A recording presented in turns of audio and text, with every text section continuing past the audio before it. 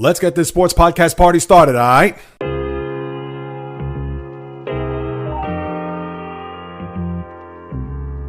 The JAYREELZ podcast. What is happening, my good people? Greetings. How are you? How's it going? How's everybody doing out there? What is the latest and greatest? Hope everybody's doing well, feeling fantastic, in excellent spirits. And forget about excellent spirits. I'm in spirits that are to the moon and back. Why, you say? Not only is it Halloween, it's going to be 80 degrees in New York City today. It's going to feel like summer, although it's going to feel like 5 degrees on 161st and River Avenue. But there are going to be plenty to discuss. A lot of treats, a lot of tricks, and all of that in between with what's happening in the world of sports, as this is the JAYREELZ podcast with your host, JAYREELZ. For my first timers, welcome aboard. And for those who have been banging with me, going back to the very beginning, somewhere in the middle, or even as early as this past Monday, I welcome you guys and gals back. And yes, for whatever reason, I still have some fragments of my laryngitis dating back to Monday's podcast. I know I'm going to try to dial it down a little bit just so I don't sound like I'm speaking as if I swallowed a box of gravel. But with all that being said, if you watched that miniseries last night on Fox, and to me that was a miniseries, and how I'm going to break this down, people, is going to be very simple. I'm going to discuss Games 3, Games 4 very quick. Obviously last night. Then Dodger perspective, Yankee perspective, and if you listen to the podcast last Thursday, a personal perspective.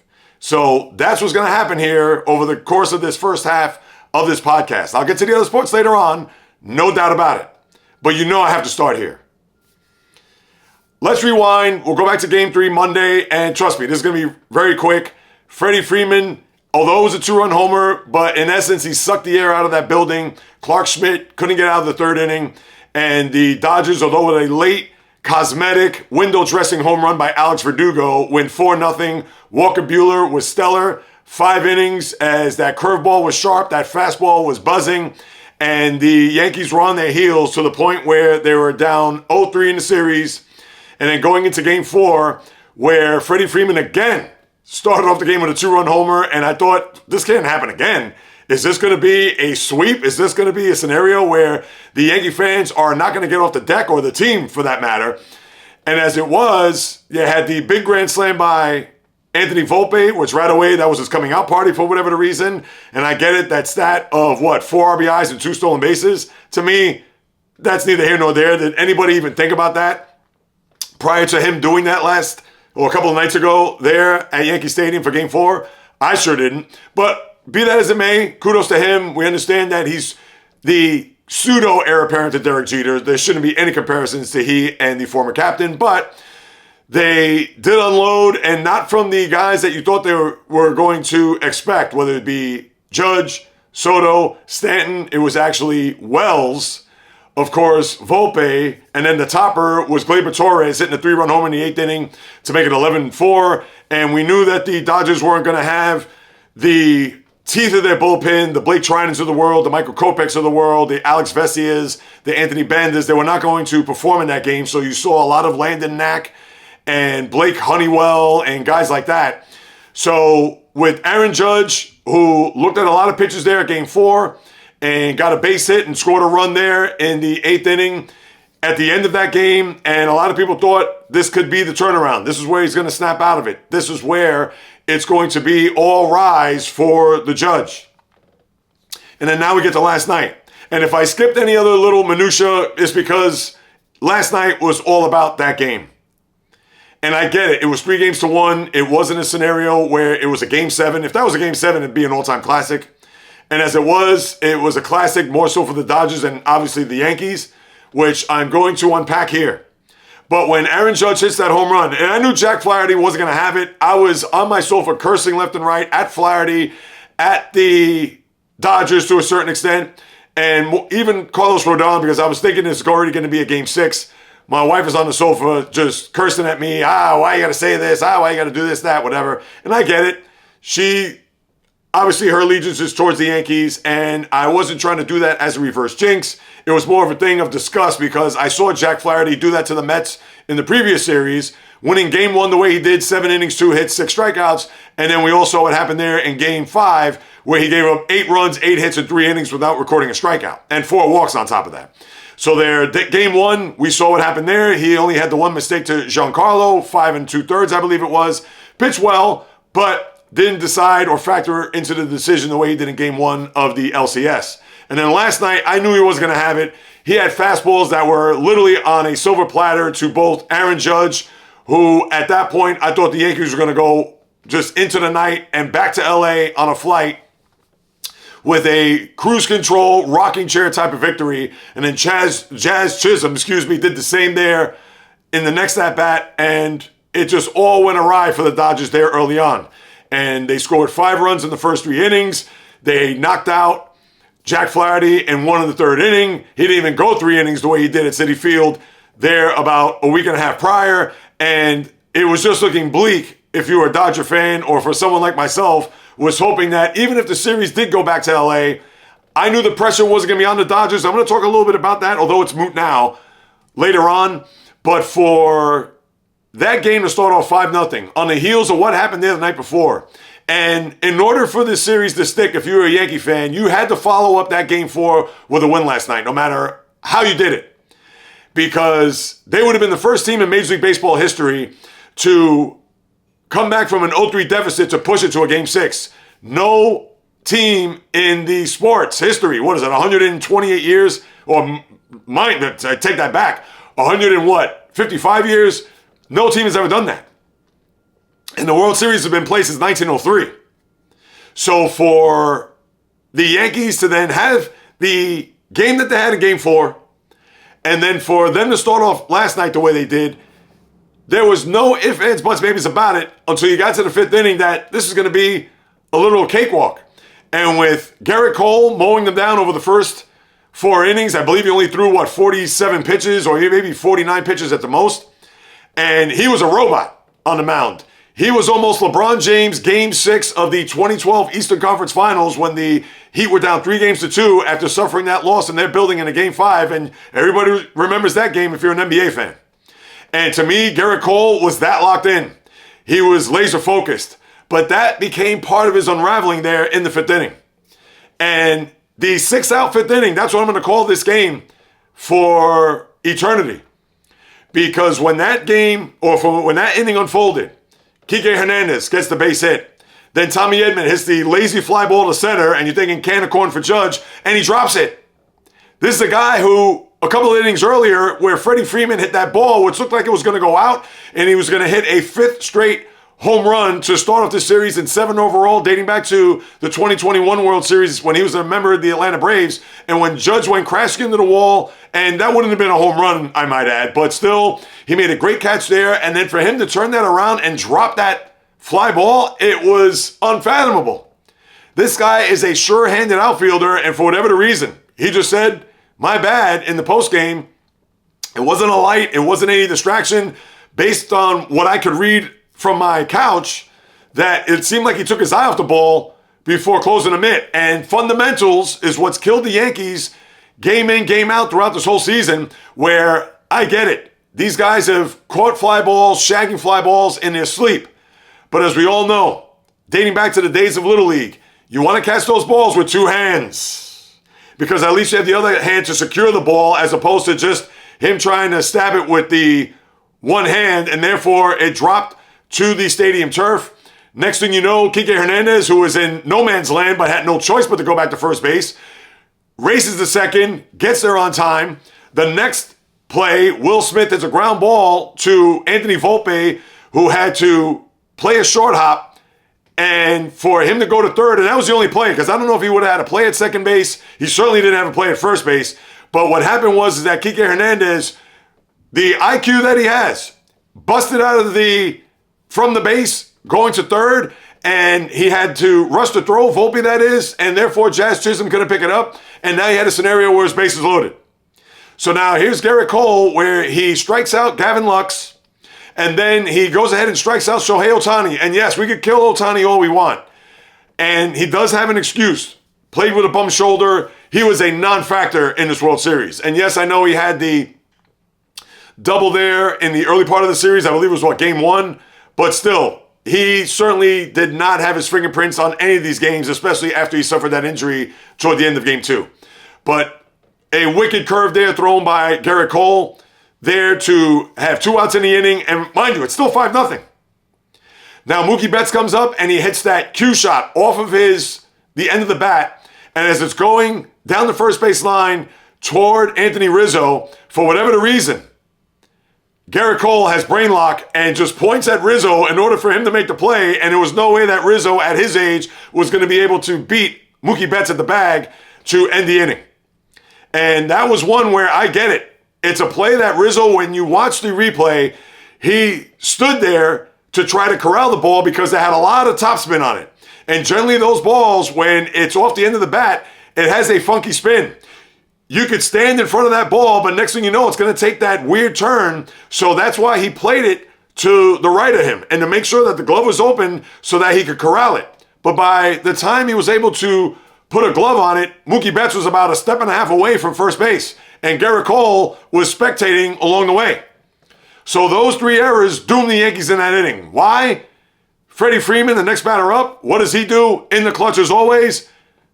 2-run single. And then Teoscar Hernandez, and I don't know why Aaron Judge was shaded toward right center. And I get it that early in the series he did hit a home run to right center, but for Judge to be playing a shaded 2 over in right center, and when that ball was hit off the bat, although I thought it had a shot, but I said, oh no, Judge's going to get to that. But when I saw him racing toward the warning track and knowing that he wasn't going to have a play, I couldn't believe it. Next thing you know, Betts scores, then Freddie Freeman scores, and the game is tied. And then Gerrit Cole, who you could tell, flustered, off his game, the creature of habit that he is, but he was able to get the final out, get back in the dugout, and it made you think whether or not he was going to come out for a 6th inning. Now, deep in my gut, I had a feeling he was going to, because at that point, I believe he was at, 83, 84, maybe even 86 pitches, because I believe he was a couple off from his game 1 total. So therefore, Cole comes out 6th inning, guts it out, and I'm sure he went to Aaron Boone and said, I'm not coming out of this game. I don't care what you do, how you do it, whatever, I'm not coming out. And then he comes out for the 7th inning. And mind you, the Yankees now take the lead. It's 6-5. Or did they score that run? I know, I'll get my innings all mixed up. Let me pull that up here in a moment.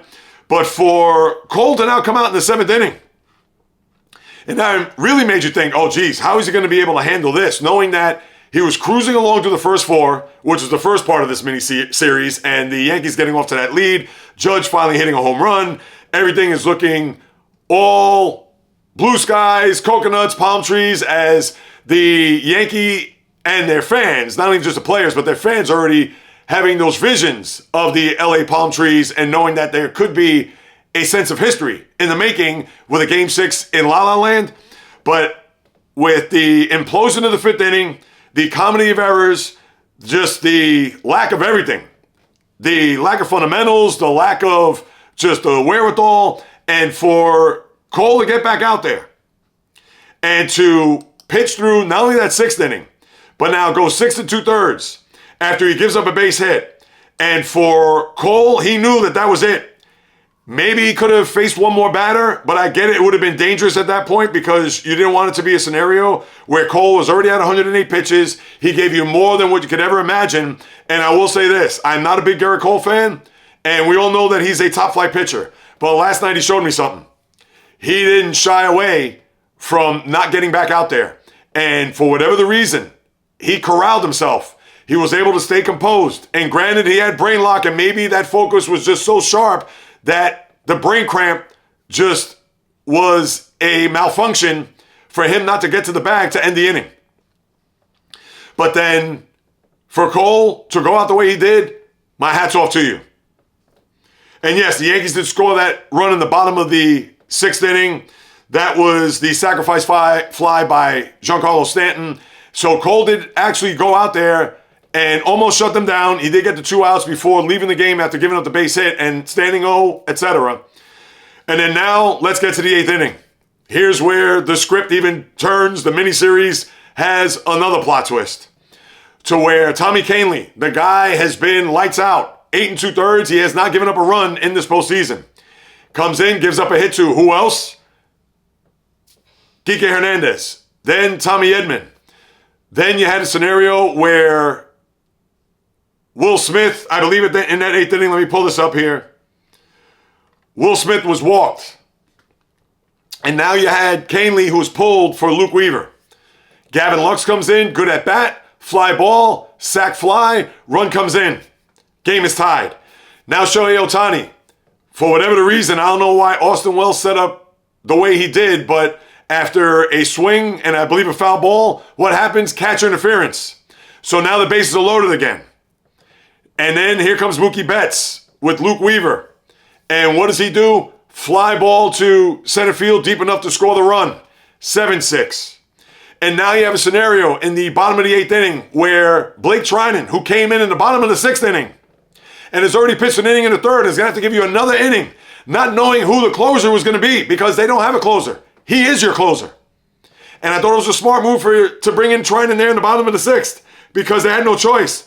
They wasted the B squad of their bullpen in the bullpen game in Game 4, and they already ran through, because of Flaherty and him being flat, how they went through Gratterall, Vesia, Banda, Brazier, Kopech, all on down the line.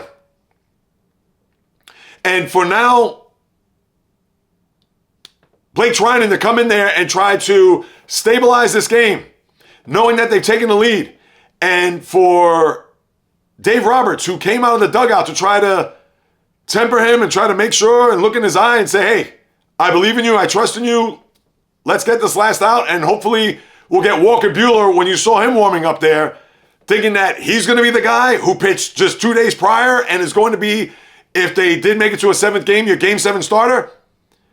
They knew that they were depleted. They had to go to somebody. And he was the guy that hopefully was going to lock down this World Series if only Blake Treinen could bridge that gap to get to Buehler. And what did he do? He gets the big strikeout of Anthony Rizzo. He gets out of it by throwing not 10, not 20, not 30, but 42 pitches in the process. A complete gut check. A complete just overall tour de force. And I'm not trying to make Blake Treinen out to be Mariano in any way, shape, or form, but you got to give it up. 2 1/3 innings to try to bridge it to Buehler. And then in the 9th inning, Buehler at the bottom of the order, it was Anthony Volpe with a grounder. It was Austin Wells with a strikeout. And then a wicked curve to strike out Alex Verdugo. And that's your ball game. World Series over. Ball game over. Dodgers win. And I have that in reverse because that was the last call John Sterling will ever have, thank goodness. And I'll get to him a little bit later on. But for the Dodgers, just a masterful job to get out of the Bronx and not have to worry about a long flight to the West Coast, pondering the thought of whether or not they were going to be able to get out of the series alive. Granted that they still would have been up 3-2, and granted that it was Carlos Rodon versus Yoshinobu Yamamoto. And I'm hearing from a lot of people, reading stuff on Twitter, even, not to shout him out, but Mike Francesa saying that, if the Yankees would have won this game, all the pressure would have been on the Dodgers. No, it wouldn't have. The pressures would have been on the Dodgers if it would have got to Game 7. The pressure on Game 6 was on one guy and one guy only, Carlos Rodon. Because you saw that performance there in Game 2. How is he going to redeem himself from that game in order to keep the Yankee season afloat yet another game? So to me, it wasn't about the Dodgers. It was about Rodon. But we don't have to worry about that anymore because that's moot. But give it up. Dave Roberts, just stupendous, pushing all the right buttons. Nothing more needs to be said about him. Now, I understand in the future you want to talk about maybe coaching or managerial decisions that he's going to make. This team was just flat out a mass unit. We know about their rotation, how they didn't have any of their guys. From Dustin May to Walker Buehler for most of the year, even Yamamoto for a big chunk of the year, Clayton Kershaw. You can go on down the line to Tony Gonsolin, all the guys that they missed there, especially in their rotation. And the Dodgers, they rose above that. And here's the most astounding thing. When I think back to late March, when I talked about my baseball preview, how this was going to be this season for bringing in Yamamoto, bringing in Shohei Ohtani, that the spotlight was squarely on them, that it wasn't World Series or bust, it was World Series sweep or bust. And guess what? They were that close from doing so. So kudos to the Dodgers. Just a phenomenal job. Nothing more else could be said. And now they could have the double parade. Because remember, when they won in the pandemic year in 2020, there was no parade. There was no celebration. Maybe, yes, in 2021 opening day where they probably had 10,000 fans, yes, they could raise the banner. Yes, they could have the rings. But it didn't have the full throng of 50,000. They didn't have the parade going up whatever street, Figueroa, or who knows where it's going to be, leading past the Staples Center, who knows, or the former Staples Center, where now the Dodgers, they could exhale and now stamp their seal of approval on a full 162-game World Series champion, the first time that they've done so since 1988. And shouts to my guy, BioZio186, Bruce Gonzalez out there in LA, who's a big Dodger fan, as well as Daryl Hagler, who's also a Steeler fan, I might add. Congrats to you guys. That's number one. Now number two, the Yankees. I read online that this is as bitter as 2004 losing Game 7 to the Red Sox. And yes, that is one that the Yankees and their organization fans, they're going to carry that for generations to come. This one, I don't think is as big because think about this. I understand prisoner of the moment. I understand the Yankee fan today saying, oh, this is the worst loss. Yeah, this is worse than 04 because this was in a World Series. Okay, that's right. But guess what? That 04 series, the Red Sox slayed the beast. They slayed the Bambino. They slayed the Dragon. There was no more talk about curses after that. And as we've seen, the trajectory of the franchises from that point on, the Red Sox have won 3 more World Series on top of that, where the Yankees only won 1. So, yes, we could talk about how last night was brutal, it was bitter, and absolutely so. But is it the worst loss in the history of the franchise? I don't think so. 04, Game 7 in that building after being up 3-0 is the worst of all time. Nothing's going to top that. But if that's going to be 1, this is probably 1A. And all you can say about last night and the series overall, I know you can date back to Game 1, Aaron Boone and his flubs, and we talked about that on Monday's podcast. But for last night, it was just a thing where the Yankee fans were ready to party. They were ready to celebrate. They were ready to just get on a plane to go out to LA, the whole 9. And boy, the plane didn't even get out of the gate, let alone get on the tarmac. And yes, I get it. There was already a party. The bleachers already spraying beer on everybody and popcorn, which is preposterous. I mean, seriously, I get being excited and pumping your fist and yelling to the high heavens, but you want to spray everybody in your section? But I digress. And more on that in a little bit on a personal level. But for that loss and to take that lead on the heels of what happened in Game 4, to me, it didn't stick. If you're a Yankee fan, that is one that's you're gonna look at that Game 4 as an afterthought.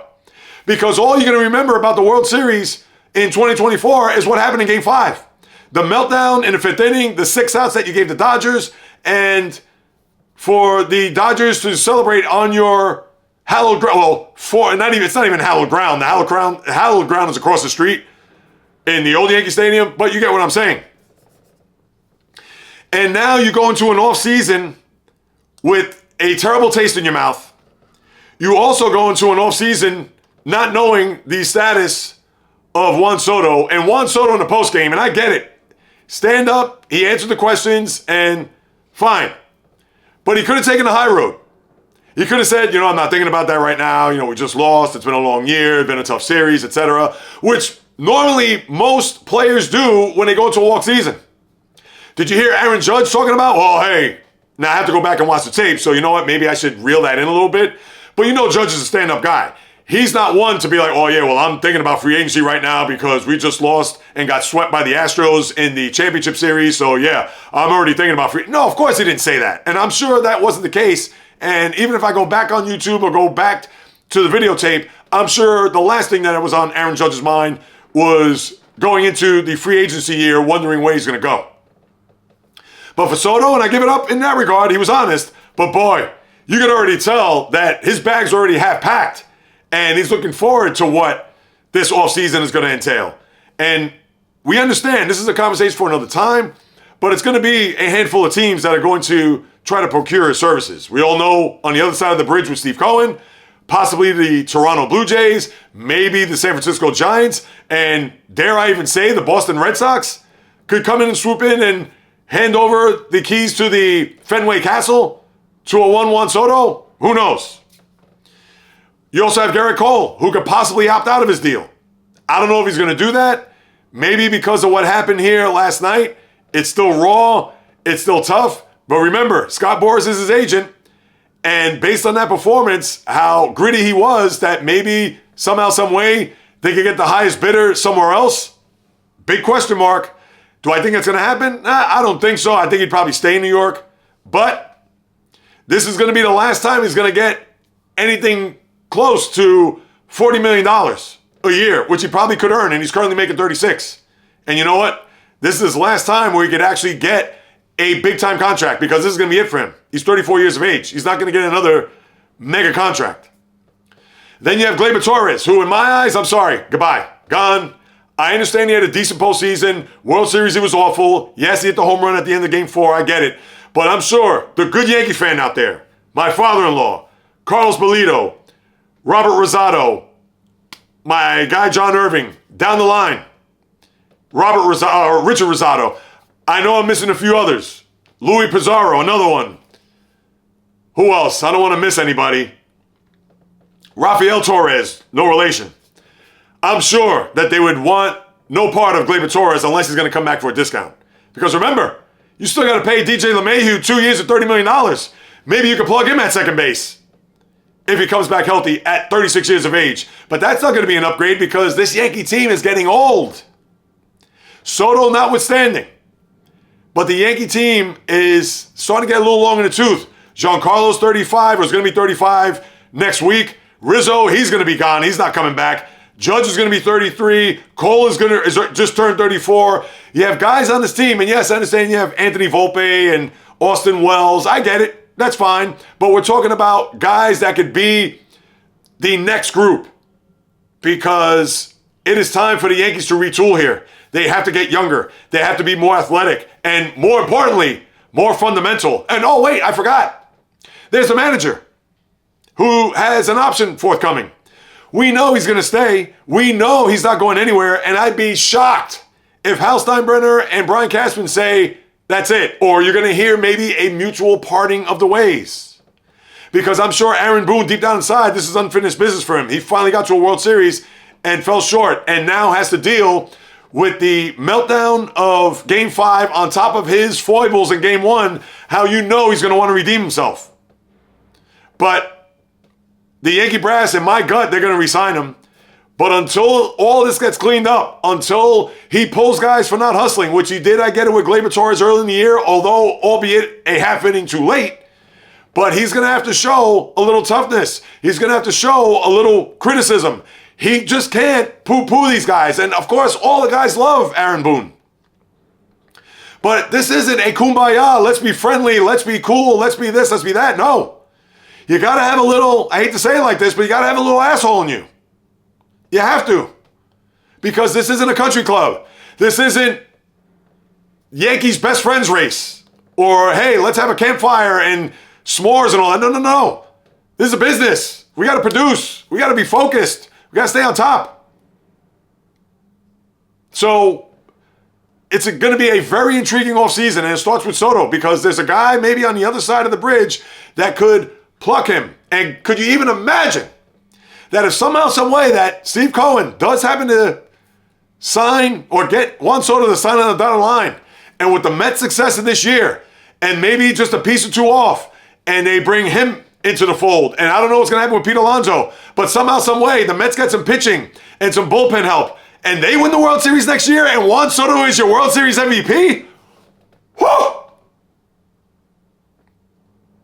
I spoke that into existence. I don't know if that's going to happen, and I don't think the Mets are going to sign him, quite honestly. But as I've said before, and I'll say one last time before I move on, you know that number is going to start with a 6 and maybe go up as high as 7. I said it, 12 years, $600 million. That's the starting point. Because do the math, people. 12 for 60 mil is $50 million a year. That's where it begins. And I don't think that's where it's going to end. And speaking of ending, let's close this baseball section on this note. If you listened to the podcast last week, if it's your first time, please go back and listen to it. You can even fast forward it. I have a timestamp on it with the baseball, etc. But for the past 15 years, since 2009, I can go back to the wall on my Facebook, the things that I posted, and I haven't made a post just yet because I know I have a spouse who I'm sure is waiting to hear that, and last night wasn't the time or the place. I get it. I just stood quiet. I'm not the type that, although I may be stewing in Yankees success, but when the Yankees lose a game like that, I didn't jump for joy. I didn't rub it in or had my arms up in a celebratory mood. No, Dodgers aren't my team. And I get it. I'm a Met fan, and anybody I root for against the Yankees, all right, fine. But inside was New Year's Eve. Inside was just jubilee, coconuts and palm trees, as I like to say, confetti, rainbow, glitter, unicorns, etc. But with that being said, back in 2010, I started this trend here where it's another winter I could sleep in peace. Because yes, the PTSD that I have as a Met fan, dating back to the mid to late 90s into 2000, and we all know what happened in 2000, where I feel that this Yankee team, and I know not to troll Yankee fans, I know not to get it, to interact with them, especially after 2000 and what I had to deal with and stuff at that point. And this goes back to me being a boy. If you want to find out a little bit more as far as nuggets or reason why, go to 2 vlogs that I have. One, whatever happened to the old grounds at Yankee Stadium. I'll certainly detail a lot of my deep sports Yankee hatred in regards to them in that video, as well as last year, my 2023 rest in peace New York Yankees, another winter I could sleep in peace. And that's the theme here. And think about this. Last year, the Yankees didn't even make it to the playoffs. They were 82-80, they didn't even qualify. And I even mentioned in that video that kind of feels weird because they're not going into October with a chance to go on a deep run or make it to a World Series, even win a World Series. So it almost felt empty. Where this year, there was a different side of the coin. It was a rather, let's face it, people, and I'll say it one last time, this path to a World Series was filled with red carpets, filled with rose petals, and just waterfalls and streams of water peacefully going in to Kansas City, to Cleveland, on their way to LA. And I don't want to hear it. People could say, oh, come on, JAYREELZ, you're going to get on that again. Oh, yeah, whatever. Oh, but they still beat good teams. No. I don't want to hear it. Because KC and the Guardians, they cannot hold candles to the Dodgers and especially the Yankees as they've beaten them like a drum year after year after year. More so the Guardians in the postseason in recent history. So with that being said, was I a little bit nervous a week ago today? A little bit, even though I knew the Dodgers had the advantage. They had a tougher road to a World Series. This one, I'm sure, meant a lot to them from everything that I said. 2020 pandemic, throw in the fact that they lost to the Braves in 2021 in 6 games. They lost in the divisional series to the Padres. They're heated stepbrothers to the South. And then last year, inexplicably getting swept by the Arizona Diamondbacks. So you knew that this was personal for them. And speaking of which, I say all this only because this isn't personal. It's personal to me because of what I had to endure. And starting in 2010, where from then till now, I could take a pillow and puff it up and say, another winter I can sleep in peace because I don't have to hear these fans. And this doesn't go out to the good fans that I mentioned, or the great fans, or to my guy Keith McPherson, who's an excellent fan. Loves his Yankees, is positive, uplifting, but he calls it like he sees it. And yes, he has trolled the Met fan, but as I said before, and I'll say it again, I don't troll Yankee fans. I don't do that except for one time only. When the team that plays against them records the final out, and as long as the Yankees don't record the final out, this is where I come out and speak my piece. This is where I come out and I just utter that one sentence. This is where I come out and get on my soapbox. Because the Yankees could go 162-0. If they don't record the last out, guess what? I can sleep peacefully. Or they could go 87-74 the way they did in 2000, and the Mets had a better record than them, and of course they beat the Mets in 5 games, and what happened? Tossing and turning all winter, 4 World Series in the last 5 years against my beloved Mets, and yes, that's when the trolling stopped. So the good Yankee fan, it's business, never personal. But to the arrogant Yankee fan, to the entitled Yankee fan, to those two schlubs in right field that tried to mug Mookie Betts of that ball, how dare they do that? And how dare ESPN, Jesse Rogers, shame on you, to come out and find these guys so you could get a story out of thirst to even give these guys any recognition. That these guys, somebody I read on Twitter, that they're probably going to be millionaires by tomorrow and have their own podcast, that they don't even deserve it. How the one guy came out and said, well, yeah, I got to protect my wall. I got to D up and all this. What? What is this, a pickup basketball game? I mean, seriously? Those are the Yankee fans that I'm targeting. Those are the ones that think that, oh yeah, we should win a World Series every year, that they come out with their, but we still got 27 rings, bro, Nobody cares about your 27 rings today. The Celtics just won Banner 18. Do you see me over here trying to floss? Oh, Banner 18, no. The Steelers have 6 Super Bowl victories. If the Steelers don't win the Super Bowl, don't go to the playoffs, you say, oh, we got 6 Super Bowls, bro. That is straight up bandwagon, front running, that, yeah, we're better than you, arrogance, and You know what? Take that and shut up your ass today. And that goes to these Yankee fans. So yes, there's a pillow right here, and I wish I could just grab it and get it. But guess what? I can fluff that up and get my blanket and quilt and just lay from now until opening day next year and just go, another winter. I could sleep in peace. And John Sterling, go off into retirement. Enjoy the rest of your life. I hope you live 100 years. But thankfully, we do not have to hear from you ever again. Case closed. And also, one last thing. Can I just throw this in, please? No more Frank Sinatra at the end of Yankee losses, and especially last night. That was embarrassing. And even Keith McPherson, he even came out and said it. Stop playing Frank after losses. Seriously. That is just, nobody wants to hear that. And last night, when I heard it in the background, I just laughed. I'm just like, on the inside, of course. I just laughed. I'm thinking to myself, why are they playing this? The Dodgers bring out Randy Newman and play I Love LA. Of course, they never do that, but all right. That's it. I just had to throw that one last thing in there. And now let me turn my attention to other things. Yes, Will Venables, now the new skipper of the Chicago White Sox, played Major League Baseball, most notably for the Padres, but he's your new White Sox manager who I would think is going to do a lot better, depending on what they do this offseason, than the 41 and 121 that they did this past season. All right, now let me get into warp speed because there's not much to really get into with all the other stuff that's happening in sports. Yes, NFL, Week 9 tonight, Houston and the Jets. Why should Jets come out and win tonight? Because Houston, they're nicked up. Stephon Diggs out for the year with a torn ACL. You also have Nico Collins, who's also on the shelf as well, which is going to be an interesting time here for a Texan team that have a lot of expectations. What are they, 6-2 right now? And here they are coming on the road. And if you remember last year when they were in the middle of their big season, they came to MetLife and got smoked by the Jets, and Zach Wilson, of all quarterbacks, I believe was 30-6. So maybe if they have short memories, or I should say long memories, you would think that they will remember that going into this game. But considering the Jets are mired in a, 5-game losing streak, and they want to get off the snide, and they have a soft underbelly of their schedule forthcoming, that maybe that this could be the start of something, considering that their season pretty much is out to sea. So you have that to start off with. But as far as the schedule goes, you only have one sexy game, if you ask me, of note.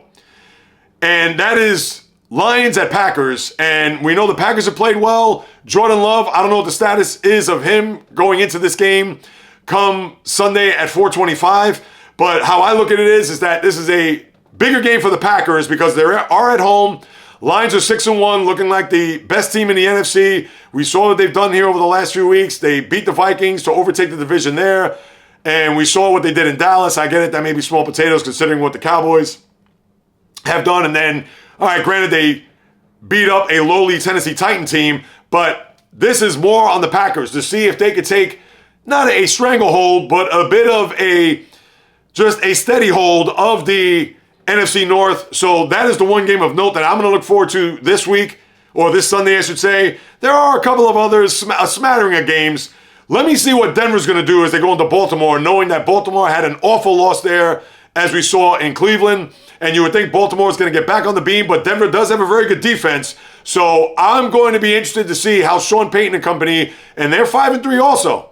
And that could be an interesting test. It will be an interesting test, but that's going to be an interesting proposition because If the Ravens right now, although behind the Steelers in the division, and I'll get to the Steelers also, behind them in the AFC North, right now they're looking at a situation where they're already behind the Bills, although they have a tiebreaker advantage if they do end up with the same record at the end of the year.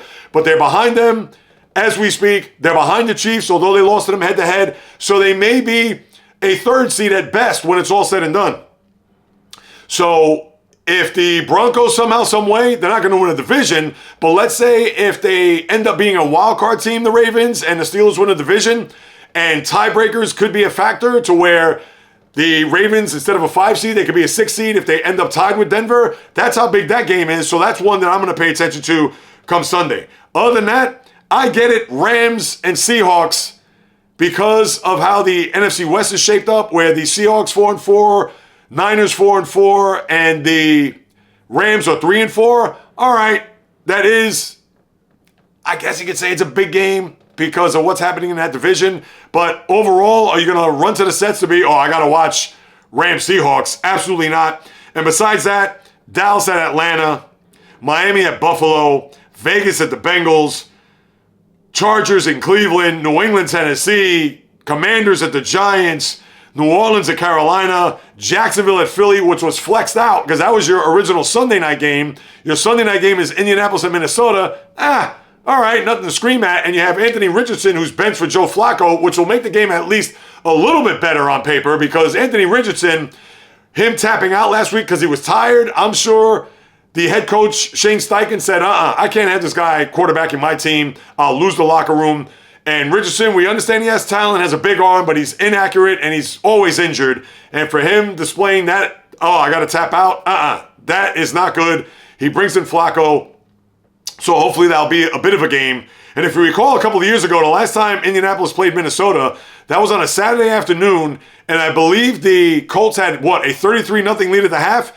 And the Vikings came all the way back to win the game. So that's a bit of a, talk about long memories. Let's see if the Colts remember that game. And I get it, you had a little bit of a changing of the guard, head coach, etc. But we'll see what's going to happen there. Your Monday night game is Tampa at Kansas City. So let's see if the Chiefs can continue as the last team standing, being undefeated in the NFL. Your two buys are Pittsburgh and San Francisco. I didn't watch a lot of the Steeler game there on Monday night because I was engrossed in the Yankee-Dodger game, but I did watch bits and pieces. They had plenty of opportunities in the first half. They had a touchdown called back by a penalty. They had another touchdown that was there, but a bad pass by Russell Wilson. And it was 9-6, 9-9. And then the punt return by Calvin Austin to the house, that turned it around. And then Russell Wilson had a very good game, efficient with his passing and yardage. And the Steelers, although they had to sweat it out there later on, but the strip sack there from TJ Watt, what else was new? They had 4 sacks on Daniel Jones. They got run roughshod there by Tyrone Tyler, I believe. And that certainly kept them in the game. But the Steelers went on the win. They're 6-2. But I have to say, they are 6-2. And they go into a bye, much needed. And they did what they had to do. They could have been 7-1 when you think about it, because if they were able to get a 4th down stop against Dak Prescott and the Cowboys, they'd be 7-1 right now. But that goes with a grain of salt. And I have to say that as a diehard Steeler fan. Because who have they beaten along the way? All right, you can say they beat a Falcon team that's, I don't want to say so-so. They're solid. Solid team in the NFC. And I get they have a winning record and they're in first place. But that was all the way back in week 1. They beat the lowly Giants. They beat the lowly Jets. They beat the lowly Raiders. They lost to the Colts. That was their other loss, where they were down 17-0, had to come all the way back and made it interesting, but they ended up losing. They beat a Charger team that probably is on the same level as the Atlanta Falcons. They beat teams, and they may have beaten a Bronco team that looks good on paper, but it was week 2 where Bo Nix was still pretty much had the training wheels on, where now he's been a little bit better since. So I get it. I could be ecstatic. I could be pumped up. I could be, hey, we're in first place. Hey, I got to keep it real with you guys. If this was 6-2 and they beat the teams that they're going to face in the second half, different story. And I know I've said this podcast after podcast after podcast, but they better get rested up, because here are their last 9 games. You ready for this, people? And it's off the top of my head. They have the Commanders out of the gate in Washington. They host Baltimore. They go to Cleveland. They go to Cincinnati. They play the Browns again. They go to Philadelphia. They play at Baltimore. They host Kansas City. And their final game, I believe, is Cincinnati at home. Now, I get it. The 2 games against Cincinnati, the Browns, you can say, oh, JAYREELZ, you're going to win at least 3 out of 4. Let's see what you do against the Ravens. Well, as we know, division games aren't easy. Just ask the Ravens just this past week when they went to Cleveland. So they have a gauntlet of a schedule. Let's see what happens here as I close out the NFL and move on to college football as I keep my helmet and shoulder pads on. The college schedule isn't great this week. Well, let me see. Is there anything else in football? Oh, one thing I will say. The trade deadline is Tuesday. I know we'll talk more about it Monday. I'm sure there's going to be a lot of trades that are going to go down. Let me throw in a couple real quick. The Chiefs traded for Joshua Uche, the defensive player there, pass rusher, formerly of the Patriots, which is a good pick. They want to fortify that defense. We understand that right now to think the Chiefs are more defensive-oriented than offensive-oriented, even with them bringing in DeAndre Hopkins. And then the Ravens, this was puzzling. They bring in Deontay Johnson from the Carolina Panthers. I don't know if that was them trying to stick it to the Steelers, but they don't need another offensive player. They don't need a wide receiver. They have Rashad Bateman. They have Isaiah Likely. They have Mark Andrews. They have Zay Flowers. Why do they need another wide receiver? They need a pass rusher. They need a defensive back. They need more defensive help than offensive help. So to me, that made no sense whatsoever. But all right, Baltimore, have at it. Do you. But to me, that was not a good move. But as far as the college football goes, you have the big game this week. And now Penn State has no excuses. They've had a big year to date. They are ranked, 4th in the nation right now. And for the Nittany Lions, it's time to put up. I don't want to hear years past, oh, we were at Michigan, or oh, at Ohio State, oh, we fell short, oh, we were unable to deliver, They have a quarterback who's playing very good in one Drew Allar. James Franklin, I know he wants to poo-poo all of the just misfortune and a lot of the letdowns of Nittany Lions' recent past. Nothing. I don't want to hear it. If you get your doors blown off, 35-10, I don't want to hear it. If you lose a tight game where the quarterback throws a key interception or there's a key turnover and the Buckeyes capitalize, I don't want to hear it. And even if they kick a 59-yard field goal to win the game, the Buckeyes that is, and you lose 27-26 or somewhere in that vicinity, I still don't want to hear it. Win the game. It's in your building. It's your time. That is it. And you know that's one I'm going to be zeroed in on when we discuss on Monday. As far as other games on the schedule, you don't really have anything to sink your teeth into as it's relatively a quiet week, especially when it comes to the top-ranked teams. I mean, Duke at Miami. I mean, seriously? Is that a game I'm going to... Oh, let's see if Duke could go in there and try to beat the Hurricanes. Absolutely not. Texas Tech at Iowa State. Indiana at Michigan State. All right, Indiana could be one of those fringe teams. Michigan State, they're not a good team, but who knows? Maybe Michigan State, this is their quote-unquote Super Bowl, although they haven't played Michigan yet, but Michigan's having a down year after their championship year, so who knows? Kansas State's going to Houston. Other games of, if you want to say no, Texas A&M to South Carolina. I know South Carolina could be game, no pun intended, the Gamecocks, but let's see if the Aggies, especially after what happened there last week, whether or not that they'll be able to carry the mail and deliver. There's no letdown after beating LSU. So maybe that's a game to pay attention to as we get into Saturday. And besides that, that's it. Kentucky at Tennessee. I know Kentucky has been game in a few of these matchups here, most notably Georgia and among others. But college football is very low on the radar there. It's not going to be as vibrant as it has in weeks past. But you know, as we get deeper into the season, there's just a handful of games left here, people. So just remember, that's what we have moving forward. And as we all know, it's Oregon, Georgia, Penn State's third. If I said they're fourth, they're not. They're third in the nation, followed by Ohio State, Miami, Texas, Tennessee, Notre Dame, BYU, A&M, Iowa State, Clemson, and then, of course, you have Indiana, Alabama, Boise State. They round out the top 15 with LSU right on the outside looking in. All right, now let me turn my attention to the NBA. I know I talked about Steph Curry's injury the other day. He's going to be out, I believe, 2 to 3 weeks with an ankle. So for those who are wondering if it was going to be a long-term deal, absolutely not. Oh, as a matter of fact, he's going to miss a couple of games, not 2 to 3 weeks. I'm thinking more on the lines of Scottie Barnes, who suffered that elbow injury. And why am I bringing up Scottie Barnes today? I know he's on Toronto. Toronto's probably going to have a long year. But he's pretty much the face of their franchise. So he took an elbow by Nikola Jokic there on Monday. So he's going to be out 3 weeks with a fractured orbital bone. But Curry's only going to miss a couple of games. Nothing big there.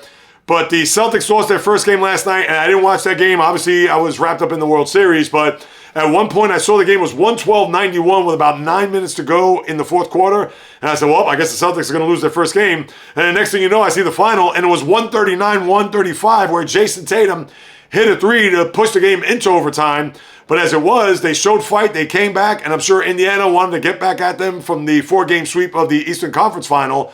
But the Celtics suffered their first loss. All right, what are you going to do? It was bound to happen after winning games on the road, whether it was in Detroit, Washington, and then on Monday, who did they win on a back-to-back? It's eluding me off the top of my head. I should know this. Was it in Toronto? No, it wasn't in Toronto. It was Denver. JAYREELZ, wake up. Celtics, I should know this. I know I'm in baseball mode here. They play the Rockets. No, I got that backwards. Wake up, JAYREELZ. Yeah, they beat the Bucks at home. How could I forget that? Beat the Bucks, and they were actually trailing in the game. And their next game, they're going to play at Charlotte in a back-to-back starting tomorrow and Saturday. So I'm sure they're going to pad the stats there before going to the Hawks and play Atlanta there a week from Monday. So the Celtics and then the Lakers lost 2 games. I know Big Whoop Bronny scored his first professional points in Cleveland, which I know adds a little bit of spice to that storyline, considering that the Lakers went back to Cleveland again. Of course, LeBron being raised 40 minutes from the area in Akron, but they got blown out. They lost 134-110, I believe it was, last night. But the association, as I take a quick look at the standings, any teams that have been hot, any teams that are not, here a little bit over the first week of the year. Cavaliers 5-0 with their win last night, so now they take a hold of the Eastern Conference at the top. OKC still at 4-0. Golden State 4-1, even with Curry out. Celtics play the Warriors next week, so keep that in mind. I believe next Tuesday. Utah hasn't got off the schneid. They're the only team in the NBA that does not have a win. They're 0-4. And New Orleans off to a slow start. Same for Memphis. Oh, they lost their last 2.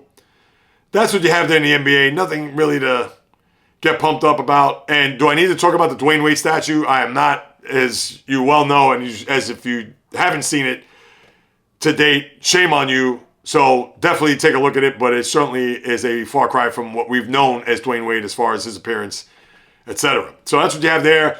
NHL, as I lace up the skates, big injury in the National Hockey League where Connor McDavid, on a very innocent play, rolled into the boards and tweaked his ankle to where he's going to be out 2 to 3 weeks. And as we know, Edmonton's gotten off to a slow start.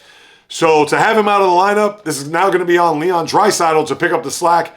And anytime you're going to lose a player like that, that is huge, despite the fact he may play in Edmonton and only 50,000 people who follow the NHL. And of course, I'm being facetious, but unless you're a dyed-in-the-wool hockey fan or a very good sports fan, nobody will know who Connor McDavid is if they fell on him. And to me, he's the most invisible superstar on the planet.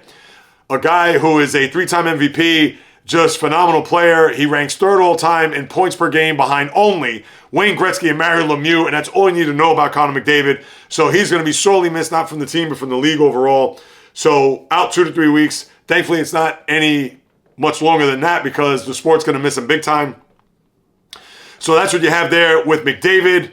And then you also had a reuniting of sorts in Pittsburgh the other night where Marc-Andre Fleury, the longtime goalie of the now Minnesota Wild, but by then the Pittsburgh Penguins won 3 Stanley Cups there, including their first cup since the 90s, back in the 2008-2009 season when they beat the Detroit Red Wings in 7. He, in a Wild uniform, went in there, won the game 5-3.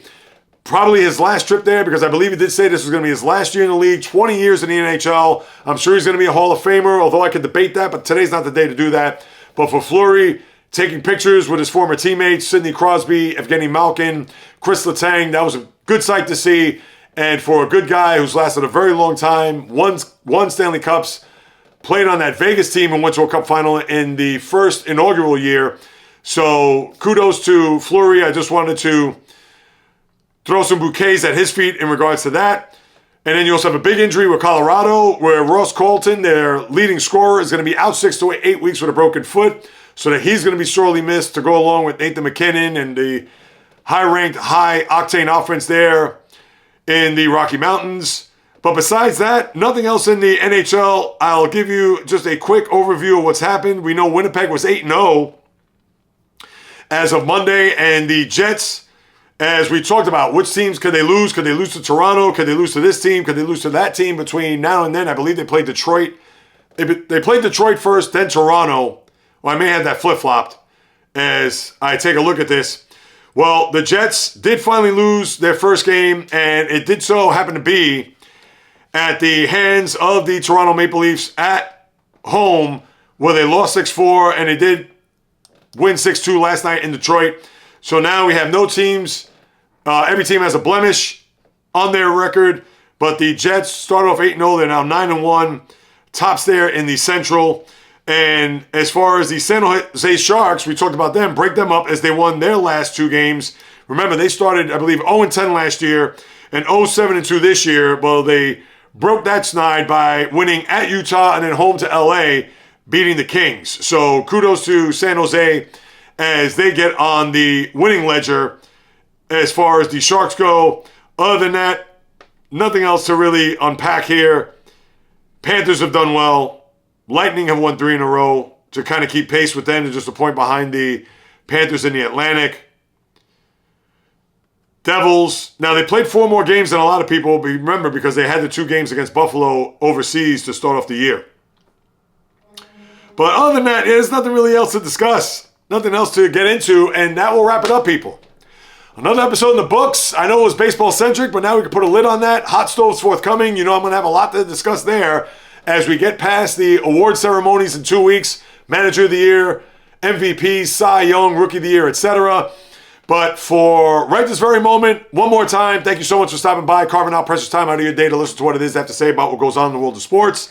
If you haven't done so, as I implore you, to please subscribe, rate, review on all available platforms, Apple, Spotify, the website, JAYREELZ.com, the YouTube channel at JAYREELZ, where I post daily shorts. Please take a look at that as I post content daily. Remember, I'm a full-time, 100% content creator.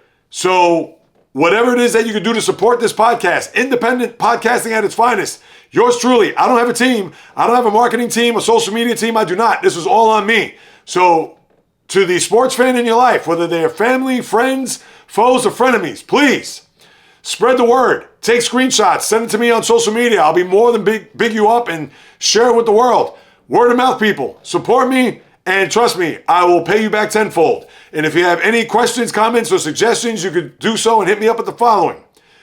On the socials, not only YouTube at JAYREELZ, but Instagram, TikTok, Facebook, the JAYREELZ Podcast, Twitter, X, JAYREELZ1, just a number, or the old-fashioned way, the JAYREELZ Podcast at gmail.com. I'll be more than happy to follow up with you guys and gals, because whether you do or do not know, this is what I love to do, people. This is why I quit my job to pursue this. 8 months strong, and trust me, it is a labor of love. This is something that I am fully invested in, and if you could not tell by listening to this podcast alone, then either you need to come back on Monday for the next podcast and keep coming back, or you have to rewind, go back to the beginning and listen to it all over again. Because I assure you that every time I am blessed to sit in front of this mic, in front of you, whether you're watching on YouTube or on Spotify for that matter, or listening through your earbuds, headphones, or speakers, you know that I'm going to come with nothing but passion, fire, energy, fury, with my thoughts, opinions, critiques, praise, analysis, feelings on anything and everything that happens on the world of the diamond, ice, gridiron, hardwood, golf course, racetrack, tennis court, boxing ring, octagon, you name it. From my lips to your ears, from my heart to your soul, from where I am to wherever you are, the JAYREELZ Podcast always comes correct, direct, and in full effect. From the South Bronx to South Beach to South Central to South Pacific and all points beyond, peace, love, and God bless everybody. And until next time on the JAYREELZ Podcast, happy Halloween on the flip, baby.